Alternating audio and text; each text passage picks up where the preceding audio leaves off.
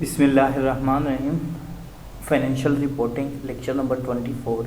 इसमें हमने डिस्कस करना है employed rate of return on direct financing lease और आज के लेक्चर में हम इस चैप्टर को जो है कंप्लीट करेंगे। ठीक है, तो अभी देखते हैं हमारे पास जो है employed rate of return on direct financing lease. ठीक है, इसमें हमारे पास देखें जो लेज़र कंपनी है इसकी कंप्यूटेशन करते हैं।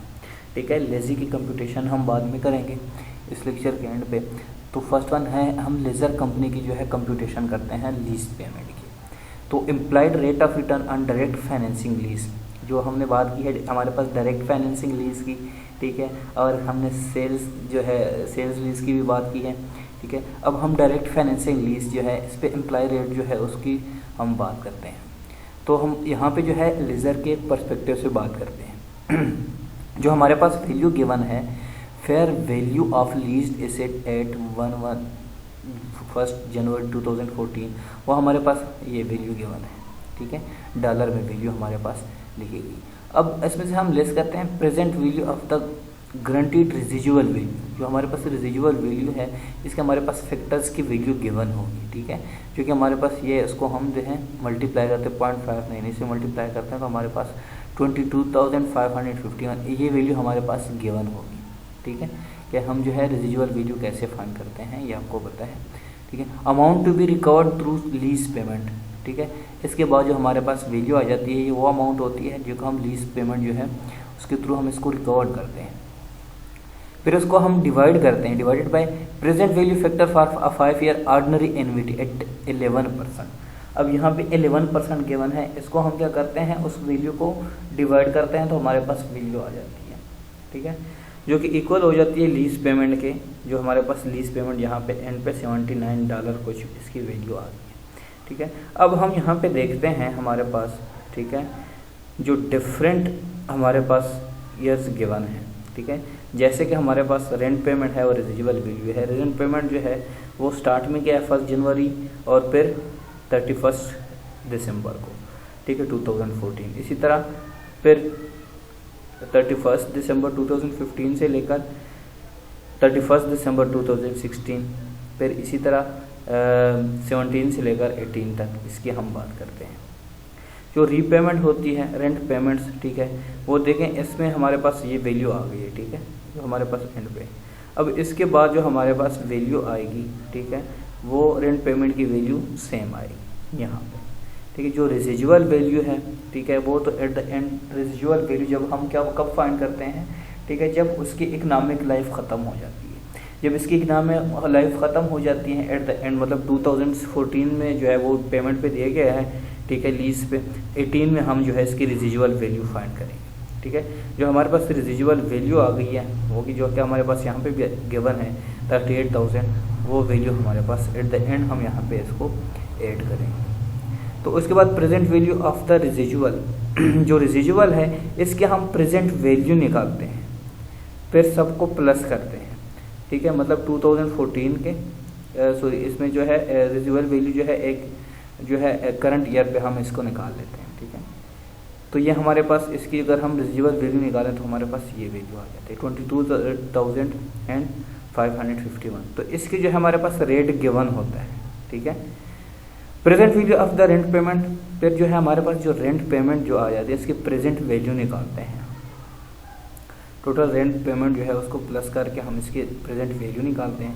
फिर उसके बाद fair value of leased asset, फिर सबको प्लस कर हमारे पास फेयर वैल्यू। अच्छा, इसके बाद जो हमारे पास नेक्स्ट स्टेप होता है वो है हमारे पास amortisation schedule for direct financing. तो जो है अमोर्टाइजेशन का स्केड्यूल कैसे बनता है अगर हमारे पास डायरेक्ट फाइनेंसिंग लीज हो। ठीक है, सेल्स फाइनेंसिंग ना हो डायरेक्ट फाइनेंसिंग हो तो उसमें हम कैसे फाइंड करते हैं।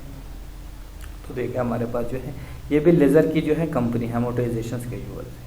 डेट हम हमारे पास गिवन है 2014 से लेकर 2018 तक, वही सेम क्वेश्चन है। यहाँ पे हमारे पास जो टोटल रिसिप्ट गिवन है वो हमारे पास ये है। ठीक है, जो कि पिछले क्वेश्चन में हमारे पास गिवन थे। अब जो है इंटरेस्ट फाइनेंसिंग इनकम जो है वो भी डिफरेंट ईयर्स के लिए हमारे पास गिवन है। एट द एंड उसको हम क्या करते हैं यहाँ पे प्लस करते हैं। सी में हमारे पास प्रिंसिपल रिडक्शन की वैल्यू गिवन है और जो डी है रिमेनिंग प्रिंसिपल अमाउंट, जो प्रिंसिपल अमाउंट जिसमें रिमेनिंग आ जाती है वो हमारे पास ये है, इसके एंड पे हमारे पास रेसिजुअल वैल्यू आ जाती है। अब यहाँ पे आपको गिवन है column D for proceeding year times 11%, ये क्या है 11% से जो है डिक्रीज हो रहा है। ए माइनस बी जो है, ठीक है, column A minus B equal to ये राउंड ऑफ कर दिया गया इसकी वैल्यू को, जो हम पिछले जो हमारा जो है लेक्चर था क्वेश्चन था उसी को आगे लेके आ रहे हैं। अब यहाँ पे हम जनरल एंट्री कैसे बनाएंगे जब हमारे पास डायरेक्ट फाइनेंसिंग लीज हो। अब हम लीज कॉन्ट्रैक्ट साइन हो जाता है, ठीक है, तो देखें let's suppose at inception when the lease contract is sign, जो कि मतलब इनिशियली जब लीज कॉन्ट्रैक्ट साइन हो जाता है तो फिर हमारे जो है यहाँ पे जनरल एंट्री कैसे बनती है। तो यहाँ पे है हमारे पास gross investment in lease asset, जितनी इन्वेस्टमेंट की जाती है, ठीक है, लीज एसेट पे उसको हम डेबिट करते हैं। उसके बाद equipment and unearned financing income लीजेस जो है वो हम क्या करते हैं यहाँ पे क्रेडिट करते हैं। ये तो हमने इंसेप्शन में कर लिया, मतलब इनिशियली हमने यही कर लिया। अब एट द एंड ऑफ 2014 हम क्या करेंगे, जो कैश रिसीव होगा, ठीक है, वो हमारे पास जो है रेंट के हिसाब से जिसको हमने पिछले लेक्चर से लेकर आ रहे हैं वो यहाँ पे है हमारे पास। Gross investment in leased asset वो भी हमारे पास सेम अमाउंट से है। उसके बाद हमारे पास डेबिट क्या होगा, अनअर्न्ड फाइनेंसिंग इनकम, ठीक है, वो हमारे पास क्या हो जाएगा, डेबिट हो जाएगा, और फाइनेंसिंग इनकम लीज जो है वो हमारे पास यहाँ पे क्रेडिट हो जाएगा जब at the end of the year जब कैश रिसीव हो जाएगा। उसके बाद की ट्रीटमेंट जनरल एंट्री ऐसे बनेगी। अच्छा, अब यहाँ पे sale type lease with executory cost, इससे पहले हमने जो है फाइनेंसिंग लीज की बात की है, ठीक है, जो डायरेक्ट फाइनेंसिंग लीज है। अब हम सेल्स टाइप लीज की बात करते हैं, ठीक है। Suppose lessor company also promise to provide maintenance services on the leased asset for an additional annual fee of $200,000। जो एडिशनल एनुअल फी वो दे रहे हैं, ठीक है, वो $200,000 है, ठीक है, क्योंकि यहाँ पे हम बात करते हैं कि यहाँ पे डीलिंग होती है, ठीक है, और यहाँ पे कोई फाइनेंशियल इंस्टीट्यूशन नहीं होते, यहाँ पे डीलिंग होती है और यहाँ पे सेल्स भी होते हैं, ठीक है। तो gross investment calculated is now, तो यहाँ पे जो है ग्रॉस इन्वेस्टमेंट जो है, अब यहाँ पे देखते हैं हमारे पास जो एनुअल टोटल पेमेंट्स है वो हमारे पास गिवन है। इसमें से हम एग्जीक्यूटिव कॉस्ट को माइनस करते हैं जो कि हमारे पास गिवन है, ठीक है। Payments net on net of executive cost की वैल्यू आ जाती है। नंबर ऑफ ईयर हमारे पास 5 है, उसमें हम क्या रेजिजुअल वैल्यू हम इसमें प्लस कर देते हैं, तो हमारे पास gross investment in lease asset, तो हमारे पास ग्रॉस इन्वेस्टमेंट लीज की आ जाती है। अब यहाँ पे हम बात करते हैं the following entry is made at year and 2014 when the first payment is received. जब फर्स्ट पेमेंट रिसीव होगी, ठीक है, तो उसकी जो है 2014 में हम उसकी एंट्री कैसे करेंगे, जो हमारे पास कैश रिसीव होगा, ठीक है, वो डेबिट हो जाएगा, और gross investment in lease asset वो हम यहाँ पे क्या करेंगे, क्रेडिट करेंगे, ठीक है, और जो मेंटेनेंस रेवेन्यू है वो भी हमारे पास क्रेडिट हो जाएगा यहाँ पे। उसके बाद जो है हमारे पास डेबिट किया अनअर्न्ड फाइनेंसिंग लीज इनकम जो है, और फाइनेंसिंग इनकम जो है लीजेस वो हमारे पास यहाँ पे क्रेडिट हो जाएगा इसके अगेंस्ट। अब हम नेक्स्ट में बात करते हैं सेल्स एंड लीज बैक। जब हमने एडिशनल लीजिंग की बात की है उसके एस्पेक्ट से हम बात करते हैं। यहाँ पे हमारे पास देखें, क्वेश्चन को समझे। First company sells a manufacturing plant, ठीक है, एक्सक्लूडिंग लैंड, उसमें लैंड भी गिवन है, प्लांट भी दोनों है, विद अ बुक वैल्यू, उसके बुक वैल्यू थी $800,000 टू सेकेंड कंपनी फॉर $100 जो है, मतलब 1 मिलियन। अब first company immediately लीजेस the plant from second company for 20 years on annual residual of 1। अब देखें, जो फर्स्ट कंपनी ने लीज पे गिवन अमाउंट दी थी, ठीक है, सेकेंड कंपनी को, ठीक है, अब कुछ टाइम के बाद, ठीक है, फिर क्या किया, वो जो लेजर कंपनी थी उसने दोबारा लीज कंपनी से उसको वापस ले लिया, ठीक है, एनुअल रेंटल उसको 120,000 दे रहे थे, ठीक है। अब यहाँ पे बात करते हैं, ठीक है, 20 सालों के लिए। अब फर्स्ट कंपनी जो है सेकेंड कंपनी को दे रही, अब सेकेंड कंपनी दोबारा फर्स्ट कंपनी को दे दिया। Sales transaction transfer title to asset. अब फर्स्ट कंपनी ने जब इसको ट्रांसफर दे दिया, ठीक है, तो राइट किसके पास चला गया, सेकेंड कंपनी के पास। अब जब इन्होंने वापस लिया है, ठीक है, तो lease back allows use to retain, तो उन्होंने लीज बैक जो है उन्होंने कर दिया। अब देखें यहाँ पे हमारे पास है first company gets a 1 million cash infusion and can treat the entire annual rental, ठीक है, as a deductible expense for tax purpose. तो वो तो क्या लेगा, $1,20,000 तो वो जो है ले लेंगे, ठीक है। इसको इसकी ट्रीटमेंट भी करेंगे और उसमें जो डिडक्टेबल एक्सपेंसेस है वो डिडक्ट करेंगे, ठीक है। किस पर्पज़ के लिए, अपने टैक्स को कम पे करने के लिए वो डिडक्ट करेंगे। लेकिन ये जो सेम जो है हमारे पास क्राइटेरिया है, are used to determine if the lease qualify for capital और ऑपरेटिंग लीज ट्रीटमेंट। लेकिन ये हमारे पास क्या हो, कैपिटल या ऑपरेटिंग लीज ट्रीटमेंट हो, ठीक है, उसके लिए ये क्वालिफाई कर दिया जाए। उसमें भी फिर देखते हैं अगर ऑपरेटिंग लीज ट्रीटमेंट है या कैपिटल लीज ट्रीटमेंट है, फिर दोनों की जो मेथड है वो डिफरेंट है, जो कि हमने डिस्कस कर लिया पिछले लेक्चर में। सेल्स एंड लीज बुक जो है, ठीक है, कंटिन्यू है, उसी को कंटिन्यू करते हैं। अगर first companies gain can not be recognised immediately, जो फर्स्ट कंपनी है उसने उन्होंने गेन किया है वो डायरेक्टली रिकॉग्नाइज नहीं होगा, ठीक है। अब देखिए यहाँ पे हमारे पास कैपिटल लीज है, यहाँ पे ऑपरेटिंग लीज है।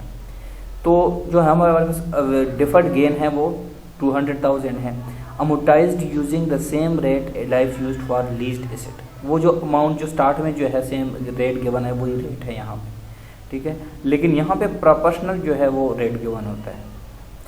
ये भी डिफर्ड गेन है, ये ऑपरेटिंग लीज है। अब यहाँ पे जो है इसके देखते हैं जो जनरल एंट्री बनेगी, ठीक है, इनिशियली जो है फर्स्ट कंपनी की वो कौन सी बनेगी। इनके पास तो कैश रिसीव होगा, ठीक है, और रिसीवेबल कितना है यहाँ पे 1 मिलियन है। प्रॉपर्टी कितनी है जो कि गिवन है यहाँ पे 800,000 की वैल्यू, और डिफर्ड गेन जो है वो उन्होंने बताया कि इतना गेन जो है वो रिसीव कर रहे हैं। अब जो है लीज्ड एसेट जो है कैपिटल लीज, ठीक है, वो भी यहाँ पे हमारे पास 1 मिलियन है। ओब्लिगेशन अंडर कैपिटल लीज वो भी है। अब देखिए this assume is the discounted present value of the minimum lease payment equals to, जो कि हमारे पास मिनिमम लीज पेमेंट जो है वो हमारे पास 1 मिलियन इसकी वैल्यू आ रही है, उसी अमाउंट से इसको हम क्रेडिट भी करेंगे। अब जो लेवरेज लीज की अगर हम बात करें, ठीक है, अब यहाँ पे हमारे पास 2 तरह के होते हैं। एक होते हैं नॉन रिकोर्स फाइनेंसिंग, ठीक है, मतलब बैंक के थ्रू जो होती हैं, ठीक है, लेजर है, और एक लीजी है।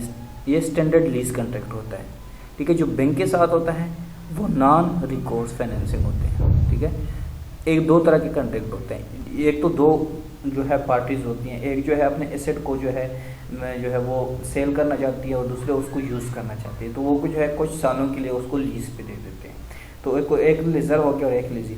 लेकिन एक लेजर ऐसे होते हैं जो कि बैंक को देते हैं, ठीक है, जो कि रिकोर्स नॉन रिकोर्स फाइनेंसिंग जिसको कहते हैं, ठीक है। और जो लीजी को देते हैं वो स्टैंडर्ड लीज कॉन्ट्रैक्ट होता है। बैंक भी यहाँ पे लीजी ही है, लेकिन यहाँ पे क्या है वो नॉन रिकोर्स फाइनेंसिंग है। अब lessor borrow money from a third party, this non recourse loan provides the leverage. इसमें भी लेवरेज जो है वो प्रोवाइड करते हैं। Lessor then buys an asset and leases at, जो लेजर है उसको बाय करते हैं और उसको दोबारा लीज पे देते हैं। A leverage lease does not affect the lessor account. जो लेवरेज लीज होता है उसकी वजह से कहते हैं लीजी के अकाउंट में कोई अफेक्ट नहीं होता, ठीक है। The lessor must use the direct financing approach and special details apply. तो यहाँ पे जो है लीजी के है वो क्या करेगा, वो डायरेक्ट फाइनेंसिंग जो है उसके अप्रोच पे वो यूज़ करेगा, ठीक है, और उसको अप्लाई करेगा जब हमारे पास लेवरेज हो। तो अभी हम टैक्स की अगर हम बात करें, US income tax laws also distinguish between operating lease. अब जो ऑपरेटिंग लीज है और कैपिटल लीज है इन पे टैक्स जो है दोनों में डिफरेंट जो है इम्पोज किए जाते हैं। However the tax criteria are not the same as the generally accepted accounting principle criteria. इसमें जो है टैक्स का क्राइटेरिया सेम नहीं है, ठीक है, जैसे कि आपने देखा है, ठीक है, ऑपरेटिंग लीज और कैपिटल लीजेज में, ठीक है, क्योंकि ऑपरेटिंग लीजेज में जो है वो राइट ट्रांसफ़र नहीं किए जाते हैं और कैपिटल लीजेज में जो है राइट ट्रांसफ़र किए जाते हैं। तो दोनों का जो है टैक्स क्राइटेरिया जो है वो सेम नहीं हो सकता यहाँ पे। अब यहाँ पे अगर हम बात करें first often one treatment for tax purpose and other treatment for financial reporting purposes. तो फाइनेंशियल रिपोर्टिंग पर्पजेज के लिए ये है, इनकम टैक्स के लिए ये है हमारे पास। लेजी जो है उसकी तो है ऑपरेटिंग और लेजर जो है वो तो कैपिटल है। इसी तरह इनकम टैक्स में जो है जो कैपिटल है एक्सेलरेटेड एक्सपेंस रिकॉग्निशन, ऑपरेटिंग में जो है डिलेज रिवेन्यू रिकॉग्निशन, ठीक है। वो ये क्यों करते हैं, वो अपने टैक्स एवेशन के लिए करते हैं, अपने टैक्स से बचने के लिए जो है अपने अमाउंट को कम शो करते हैं, ठीक है, या कैपिटल या ऑपरेटिंग वो वहाँ पे शो कर देते हैं, क्योंकि वहाँ पे जो है उसका टेक्स्ट जो है वो डिफ़र होता है एक दूसरे से, ठीक है। अब कंपैरिजन जो है of IFRS and gap लीजेस accounting, ठीक है, जिसकी जो है इसको हम ऑलरेडी डिस्कस कर चुके हैं प्रीवियस अपने लेक्चर्स में, ठीक है। तो मज़ीद इसकी जो है डिस्कस करने की